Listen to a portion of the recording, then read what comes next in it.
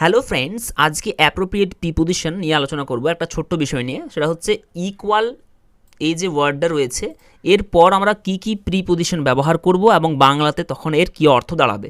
তো দেখো, ইকুয়ালের পর আমরা ইন ব্যবহার করব কখন? যখন কোনো বিষয়ে সমান বোঝাবে, অর্থাৎ কোনো বস্তুর সাথে আরেকটা বস্তুর অথবা কোনো ব্যক্তির সাথে আরেকটা ব্যক্তির যখন কোনো একটা বিষয়ে অথবা কিছু বিষয়ে যদি মিল থাকে, সেক্ষেত্রে আমরা ব্যবহার করব ইকুয়াল ইন। অর্থাৎ কতগুলি বিষয় যদি কারোর সাথে মিল থাকে সেক্ষেত্রে ইকুয়াল ইন ব্যবহার করব। সব বিষয় কিন্তু মিল থাকলে হবে না, আর যদি সব বিষয়ে মিল থাকে সেক্ষেত্রে ব্যবহার করব ইকুয়ালের পর উইথ প্রিপোজিশন। অর্থাৎ বলবো ইকুয়াল উইথ, সব বিষয়ে যদি কেউ কারোর সাথে সমান হয়ে যায় সেক্ষেত্রে বলবো ইকুয়াল উইথ। আর যদি এরকম শুধু সমান বোঝায় সেক্ষেত্রে বলবো ইকুয়াল টু। তো ফ্রেন্ডস, উদাহরণগুলি যখন তোমরা দেখবে বিষয়টা আরও ক্লিয়ার হয়ে যাবে। তো চলো দেখে নেওয়া যাক উদাহরণগুলি। দেখো, ইকুয়াল ইন।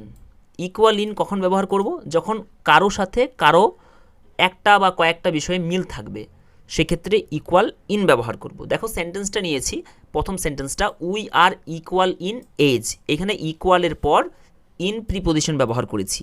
তাহলে ইকুয়ালের পর ইন প্রিপোজিশন ব্যবহার করলে এর অর্থ কী দাঁড়াবে? কোনো একটা বা কয়েকটা বিষয়ে যদি কেউ কারোর সাথে সমান থাকে সেক্ষেত্রে বলবো ইকুয়াল ইন। তাহলে we are equal in age, আমরা বয়সে সমান, অর্থাৎ আমরা অন্যান্য বিষয়ে কিন্তু সমান নয়, বা অন্যান্য বিষয়ে আমাদের অনেক অমিল রয়েছে, কিন্তু বয়সের দিক থেকে আমাদের দুজনের মিল আছে, অর্থাৎ আমাদের দুজনের বয়স কিন্তু সমান। আরেকটা দেখো উদাহরণ, দে আর ইকুয়াল ইন মেরিট। তাদের হাইট আলাদা হতে পারে, তাদের এজ আলাদা হতে পারে, কিন্তু মেরিটের দিক থেকে, বুদ্ধিমত্তার দিক থেকে তারা কিন্তু সমান, অর্থাৎ কোনো একটা বিষয়ে তারা সমান হয়ে যাচ্ছে, সেজন্য ইকুয়াল ইন। তাহলে ইকুয়াল ইন, ইকুয়ালের পর ইন ব্যবহার করব যখন কোনো একটা বিষয়ে বা কতগুলি বিষয়ে যখন সমান হবে কেউ। দেখো, the brothers are equal in mood. ভাইগুলির মেজাজ কিন্তু একই হতে পারে, তাদের বয়স আলাদা, তাদের হাইট ওয়েট আলাদা হতে পারে, কিন্তু মেজাজের দিক থেকে তারা কিন্তু সমান, অর্থাৎ কোনো একটা বিষয়ে তারা সমান বা তাদের মিল রয়েছে, সেজন্য ইকুয়ালের পর ইন ব্যবহার করা হয়েছে। এবারে আমরা দেখে নেব ইকুয়াল উইথ। কারোর সাথে কারো যদি বা কোনো একটা বস্তুর সাথে আরেকটা বস্তুর সম্পূর্ণভাবে যদি মিল থাকে, সব দিক থেকেই তারা যদি সমান হয়ে যায়, সেই ক্ষেত্রে ইকুয়ালের পর উইথ প্রিপোজিশন ব্যবহার করব। তো দেখো উদাহরণগুলো, the boy is not equal with his brothers. ছেলেটি তার ভাইদের সঙ্গে কিন্তু সমান না, অর্থাৎ তার ভাইদের সঙ্গে ছেলেটির কিন্তু কোনো দিক থেকেই মিল নেই, কোনো দিক থেকেই মিল নেই, না মেজাজে, না আরও অন্য কিছুতে, হাইটে ওয়েটে বয়সে, কোনো দিক থেকেই মিল নেই।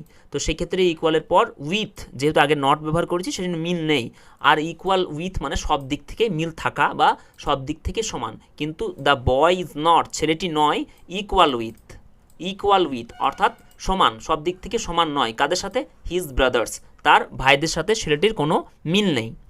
আরেকটা উদাহরণ দেখো, she is not equal with me. এখানে ইকুয়াল উইথ মানে সব বিষয়ে মিল থাকা, যেহেতু আগে নট ব্যবহার করা হয়েছে সেজন্য সব দিক থেকে মিল নেই, অর্থাৎ কোনো দিক থেকেই সমান নেই। তাহলে সে আমার সাথে, she is not equal with me, তার সাথে আমার কোনো দিকের মিল নেই, তার সাথে আমার কোনো কিছুর মিল নেই, বা সে আমার সাথে কিন্তু সমান নয়। নেক্সট আমরা জানবো ইকুয়াল টু। ইকুয়াল টু সাধারণত কোনো কিছু সমান যদি ব্যবহার করা হয়, যে এটা সমান এটা, এটা সমান এটা, সেক্ষেত্রে আমরা ব্যবহার করব ইকুয়ালের পর টু প্রিপোজিশন। তো দেখো, 2 + 2 ইজ ইকুয়াল টু 4। 2 আর 2কে প্লাস করলে সেটা কত হয়? 4 হয়। তাহলে 2 আর 2 সমান 4। এক্ষেত্রে এই যে সমান ইকুয়াল টু, সেজন্য ব্যবহার করা হয়েছে ইকুয়াল টু, অর্থাৎ কোনো কিছু সমান যদি আমরা বোঝাই সেক্ষেত্রে আমরা ব্যবহার করব ইকুয়াল টু। দেখো, 10 - 8, 10 থেকে 8 বাদ দিলে সমান কত হয়? ইজ হয় ইকুয়াল টু সমান কত? 2। তো ফ্রেন্ডস, আশা করি বুঝতে পেরেছো equal to, equal with, equal in এর ব্যবহার। তো ভিডিওটা যদি তোমাদের ভালো লেগে থাকে অবশ্যই চ্যানেলটা সাবস্ক্রাইব করে দেবে এবং অবশ্যই একটা লাইক দিতে ভুলবে না। Thank you for watching the video.